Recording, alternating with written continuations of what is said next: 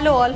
హిందూ మత విశ్వాసాల ప్రకారం అక్షయ తృతీయ పండుగ వేళ బంగారం ఎక్కువగా కొంటుంటారు. ఇక తెలుగు పంచాంగం ప్రకారం ప్రతి ఇయర్ వైశాఖ మాసంలో శుక్లపక్షంలో తదియా తిథి రోజు అక్షయ తృతీయ పండుగని జరుపుకుంటారు. ఇక అదే రోజు పనిగట్టుకుని మరీ బంగారాన్ని కొంటారు కూడా. అంటే చేతిలో చిల్లిగవ్వ లేకపోయినా పర్వాలేదు, అప్పు చేసైనా బంగారం కొంటుంటారు కొందరు పసిడి ప్రియులు. మరి ఈ అక్షయ తృతీయ పండుగకి బంగారం రేట్ పెరుగుతుందా తగ్గుతుందా అనేది ఇప్పుడు మనం తెలుసుకోబోతున్నాం. ముఖ్యంగా భారత హిందూ సాంప్రదాయంలో అక్షయ తృతీయ పండుగకి చాలా ప్రాముఖ్యత ఉంటుంది. ఈ ఏడాది ఏప్రిల్ 19వ తేదీన అక్షయ తృతీయ వేడుకలు జరగబోతున్నాయి. ఈ పవిత్రమైన రోజున లక్ష్మీదేవి అనుగ్రహం కోసం సంపద వృద్ధి చెందాలి అని ప్రతి ఒక్కళ్ళు ఎంతో కొంత కనీసం ముక్కు పొడికైనా కొనాలి అని ఆశిస్తూ ఉంటారు. ప్రస్తుతం ఆ అక్షయ తృతీయ సందర్భంగా బంగారు ధరల మీద ప్రతి చోట క్యూరియాసిటీ ఉంది. అంతర్జాతీయ ఉద్రిక్తతలు, యుఎస్ ఫెడరల్ రిజర్వ్ నిర్ణయాల నేపథ్యంలో ధరలు భారీగా పెరిగే అవకాశం లేదు అని ఎక్స్పర్ట్స్ అంచనా వేస్తున్నారు. పండుగ రోజు బంగారం కొనాలి అనుకునే వాళ్ళు ప్రస్తుతం మార్కెట్ సిచ్యువేషన్స్ కి బట్టి ముందుగా బుకింగ్ చేసుకోవడం అనేది చాలా హెల్ప్ అవుతుంది అని ఆలోచిస్తున్నారు. తాజాగా మార్కెట్ ఎక్స్పర్ట్స్ వెల్లడించిన విశ్లేషణ ప్రకారం బంగారం ప్రియులకు కాస్త ఊరట కలిగిస్తుందట.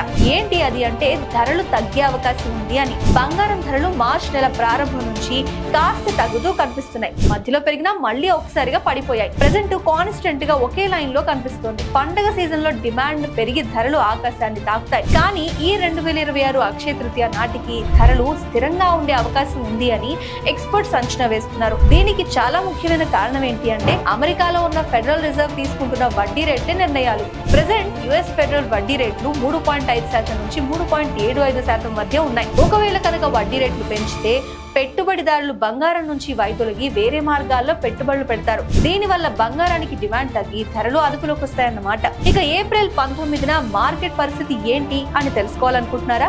చూద్దాం పదండి. అంతర్జాతీయ మార్కెట్ లో డాలర్ బలోపేతం అవడం కూడా పసిడి ధరల పెరుగుదలకి అడ్డుకట్ట వేస్తోంది. చెప్పాను కదా, ఎక్స్పర్ట్స్ చాలా విషయాలు తెలియజేస్తున్నారు. వాళ్ళ లెక్క ప్రకారం చూస్తే ఏప్రిల్ 19 నాటికి ధరలు చాలా గణనీయంగా పెరగకపోవచ్చు. అయినా కూడా పండగకి 2-3 రోజుల ముందు స్థానికంగా డిమాండ్ కూడా పెరుగుతుంది కాబట్టి కొంచెం మార్పులు ఉండొచ్చు అంటున్నారు. చాలా మంది బంగారం దుకాణాల్లో ఇప్పటికీ ఆభరణాల కోసం అడ్వాన్స్ బుకింగ్ చేసుకోవడం స్టార్ట్ చేశారట. ధర పెరిగినా తగ్గినా బుక్ చేసుకున్న నాటి ధర బంగారం పొందే అవకాశాలు ఎక్కువగా ఉండటం వల్ల వినియోగదారులకి మంచి ఆప్షన్ గా ఉంటుంది. ఏప్రిల్ నెల మొత్తం ధరలు ఒకే స్థాయిలో కొనసాగే అవకాశం ఉందని ఆర్థిక విశ్లేషణ సంస్థలు చెబుతున్నాయి. మరికొంతమంది ఇది కరెక్ట్ కాదు అని అంటున్నారు. ఒకవేళ మీరు గనక అక్షయ తృతీయ టైం కి ఆభరణాలు కొనాలి అనుకుంటే ధర ఇంకా తగ్గుతుంది అని, ఆఖరి నిమిషం వరకు వేచి ఉండడం సరికాదు అని అంటున్నారు. పండుగ రద్దీ వల్ల ధరలు స్వల్పంగా పెరిగే అవకాశం కూడా ఉంటుంది.